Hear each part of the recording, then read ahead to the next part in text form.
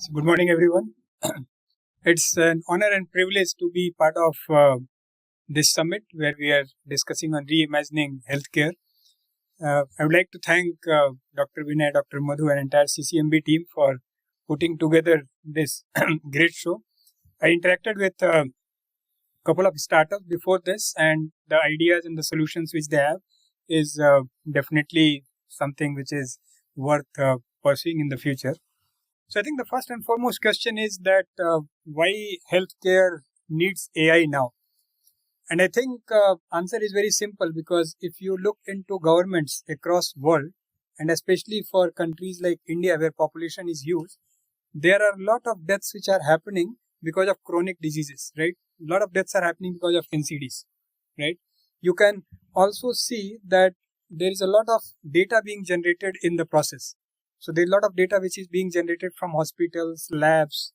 Then you see data coming from wearables, data coming from sensors. Patients themselves are generating a lot of data.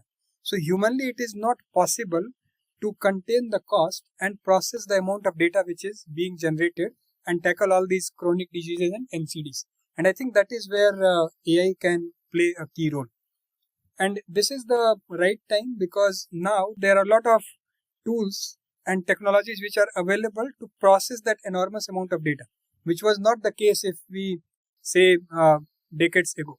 So now on one hand, there are tools and technologies to collect the vast amount of data. There are tools and technologies to store that much amount of data. And at the same time, there are AI technologies which are available to process and make sense out of that data. So I think that is the reason because of which this is the right time to use AI. If we look in terms of opportunities which we have our way, there are three key opportunities on top of several others which we have. One is that if we start using AI tools, there is an opportunity for early detection and screening, right? So, like breast cancer, cervical cancer, then for several eye diseases and for several cancers, right? To look into those images, you can use AI in order to do the detection and early screening. Second is that nowadays you can see that there is crunch of specialists, right? Especially in the rural population. And even if you go into bigger cities, the people who are specialized in a particular disease, they are bombarded with a lot of patients. So there is an opportunity to implement clinical decision support systems, right? Where you can use AI tools to train the system, and then that can be used even by a person who is not a specialist in a particular therapeutic area. So there is a huge opportunity which we have. There is also an opportunity to use clinical decision support systems in our ICUs, because several times we see that in ICUs there is not much attention paid to the level which should be paid based on the criticality of the patient. So CDSS is an opportunity. Third is public health intelligence. So we were looking at one of the stalls. They were having some solution on AMR, right? Antimicrobial resistance. And one of my colleagues, he said that this is going to be the next epidemic or next pandemic, right? So there is a lot of opportunity to use some of this public health data to make the decision making using AI. Now, whenever there are opportunities, there are some bottlenecks because of which we are not able to leverage the opportunities which we have at hand. So these are 5 problems which needs to be solved on top of several others which we have in order to successfully implement AI solutions. So first one is data quality and interoperability. So majority of you or maybe all of you are well versed with the healthcare data. So if you look into the hospitals, not just in India but across world, the data is messy. Each hospital has their own hospital management system. They have their own standards in which they collect data. Payers, they have their own standards for collecting data, right? The clinical research organizations, they have their own way of collecting data. So till the time data is not being collected in a standard format, and till the time we do not have interoperability of data where we can take data from one hospital to the other hospital, from one clinic to the other clinic, it will be very difficult to take AI to scale. AI will remain in pilots. So this is one of the bottlenecks which we see. Second bottleneck which we see is the trust and validation. So whenever we are talking of healthcare data, we are talking of patient lives. So it's not about the accuracy, it's also about the trust. So there are a lot of steps before you can actually use AI. So you'll have to conduct a clinical research, you have to show that this solution actually works, it has to go through regulatory pathways, right? After that, you can bring that into a live scenario. So this is the second challenge which we have.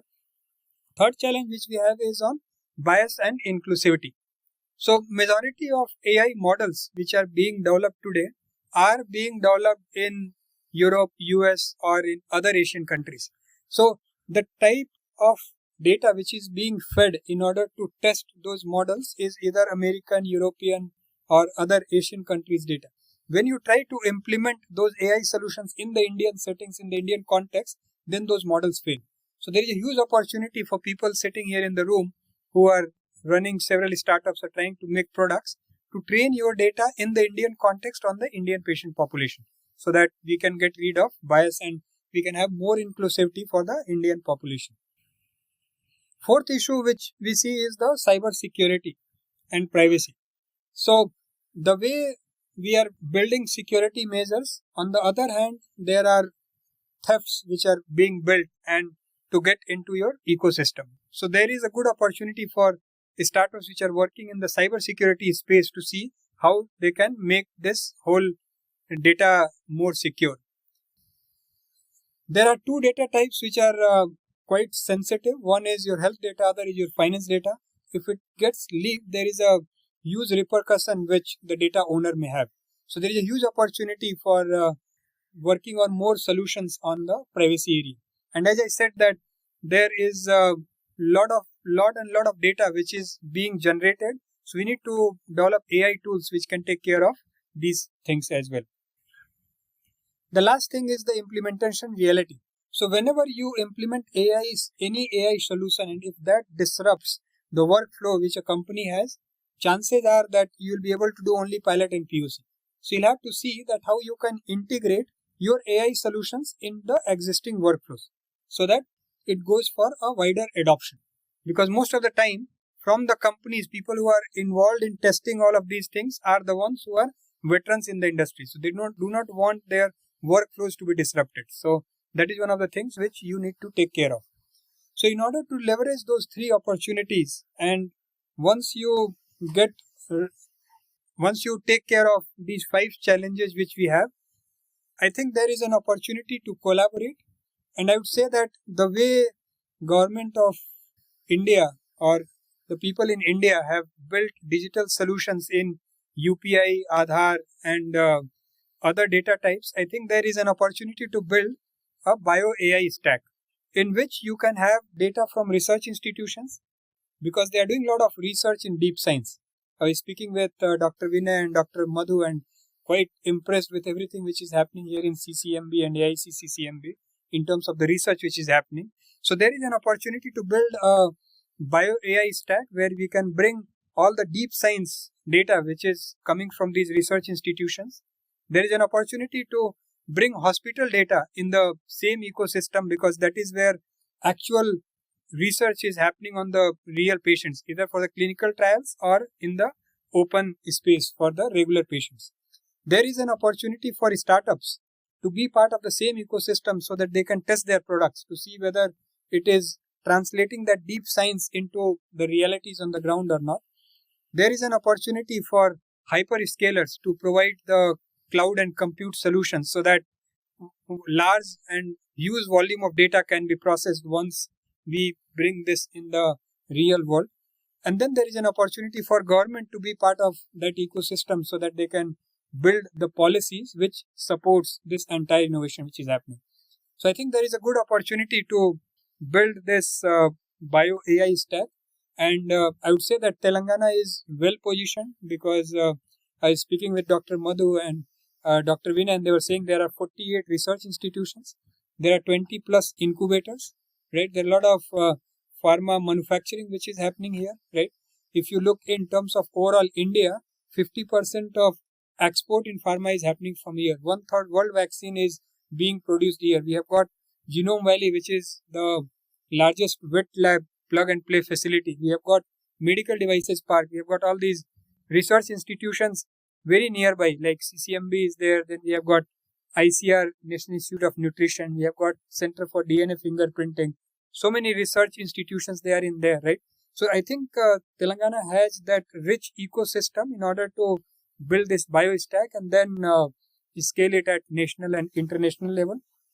So I would like to close by saying that future of global healthcare that will be shaped by countries that combine innovation, execution and storytelling.